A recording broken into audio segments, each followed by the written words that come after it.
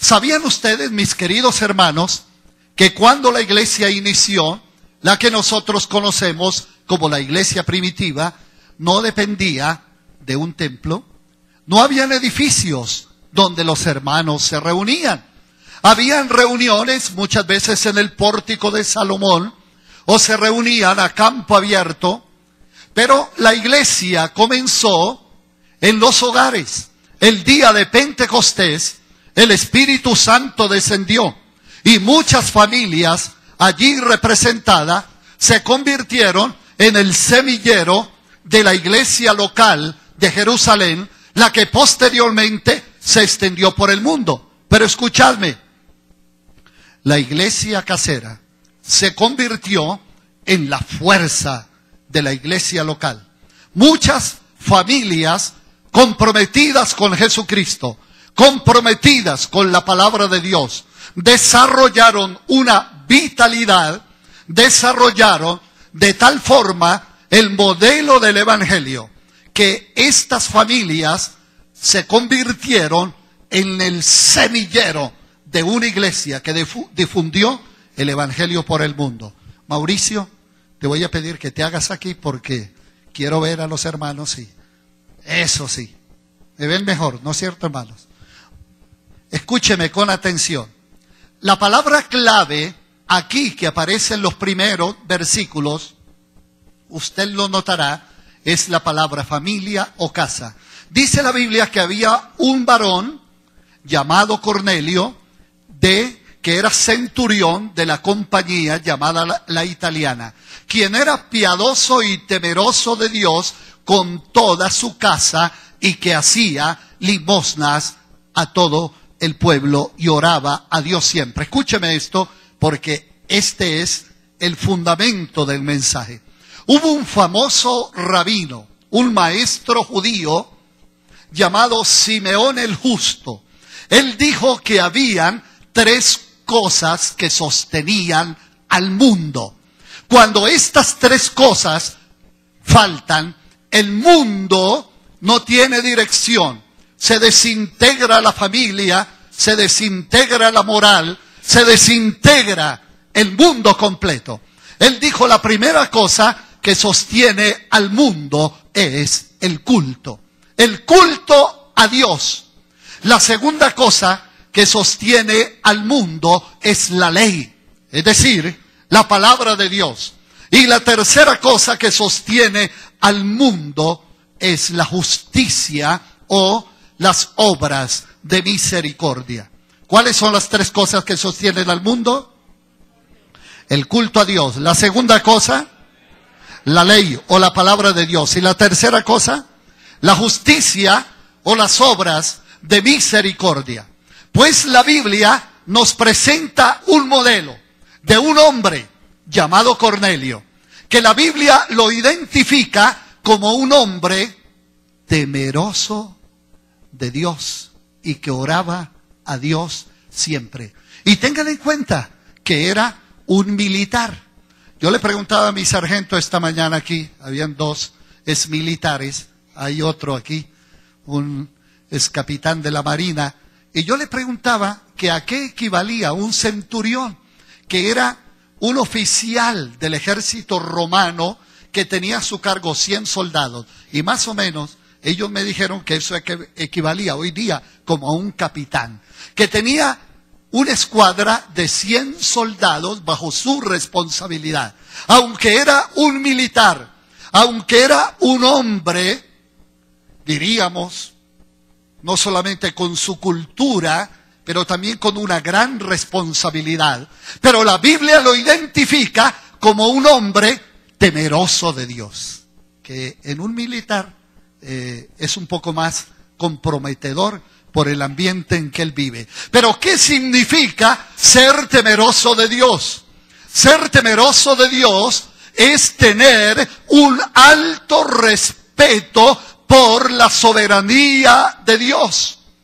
Ustedes se acuerdan que en una oportunidad también un centurión se acercó a Jesús diciéndole que su criado estaba gravemente enfermo. Y el Señor dijo, yo iré y le sanaré.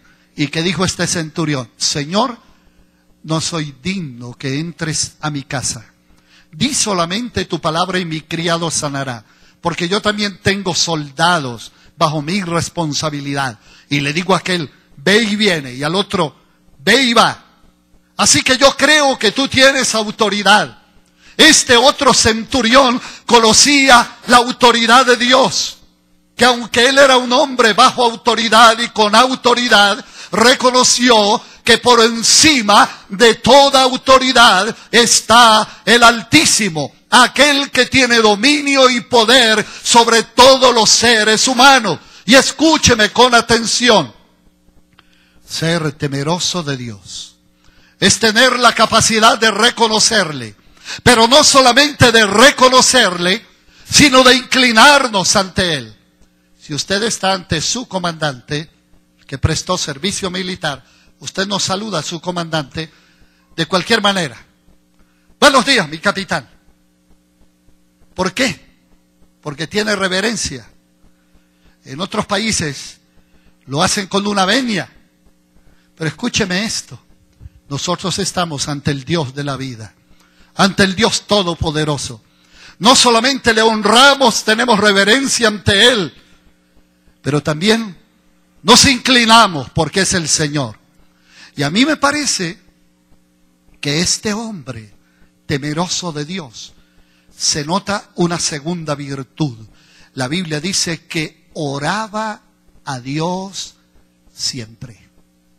Es decir, tenía todas sus obligaciones militares, pero antes de ir allí a cumplir su responsabilidad oficial, él doblaba sus rodillas ante el Dios Todopoderoso, ante el Dios que todo lo puede, ante el Altísimo.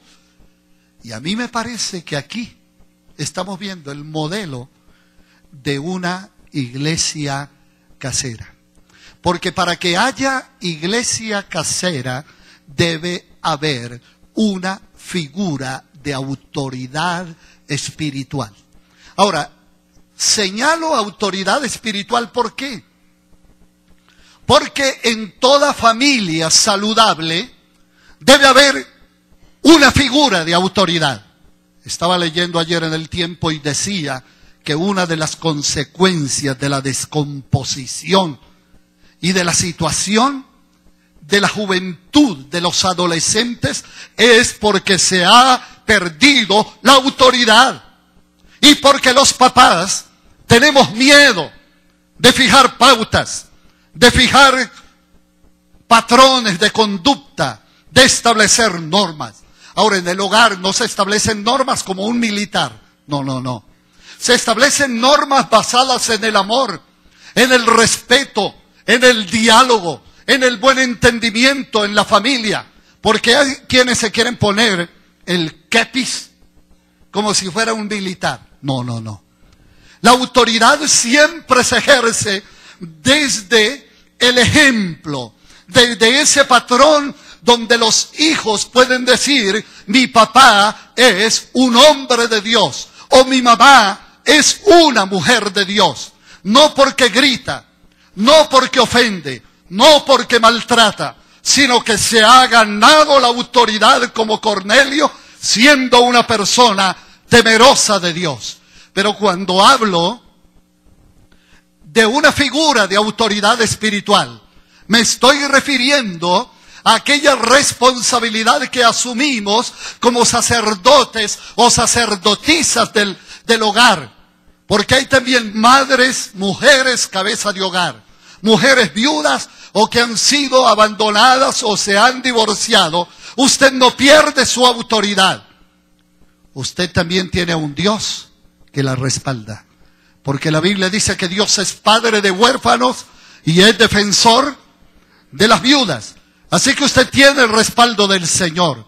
Esa figura de autoridad es la que llama a la familia a ser una iglesia casera. Porque ¿saben qué, hermanos? La fortaleza de la iglesia no comienza en el templo. La fortaleza de la iglesia comienza de allá para acá. Comienza en nuestra iglesia.